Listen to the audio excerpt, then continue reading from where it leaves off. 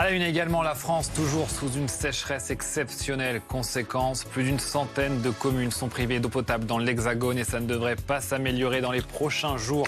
On vous dit tout dans un instant.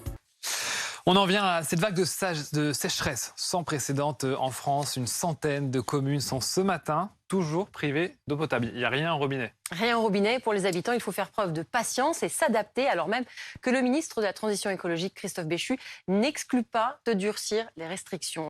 Et on vous retrouve avec nous, Patrick Marlière. Je rappelle que vous êtes prévisionniste, directeur d'Agathe Météo. La situation ne devrait pas s'arranger ni sur le front de la sécheresse, ni sur le front de la canicule.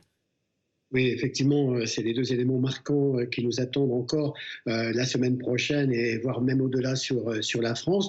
Alors oui, côté sécheresse, les précipitations en vue. Là, ce matin, il y a quelques averses, voire un orage qui circule le long des Pyrénées, mais ça va s'atténuer très très vite. Après, on n'en parlera plus, car c'est de nouveau effectivement une quatrième vague de chaleur qui commence à arriver sur la France en début de semaine, qui va s'intensifier à partir de mercredi, jeudi et vendredi. On devrait dépasser les 30-35 degrés sur à peu près 80% du territoire. Donc voilà, encore une très forte chaleur. On sera certainement en alerte canicule sur de très nombreuses régions en fin de semaine prochaine si les modèles météo confirment cette évolution. Et puis effectivement, il faudra attendre après le 15 août pour peut-être revoir l'arrivée de nouveaux orages et de nouvelles précipitations. Alors pour l'instant, cette tendance n'est pas non plus très favorable puisque les averses orageuses ne sont pas forcément pertinentes pour le manque d'eau qui est présent sur nos régions. Et puis l'incidence importante pour cette semaine qui nous attend, c'est évidemment, on sera aussi en alerte pour les feux de forêt, car tous les éléments seront réunis,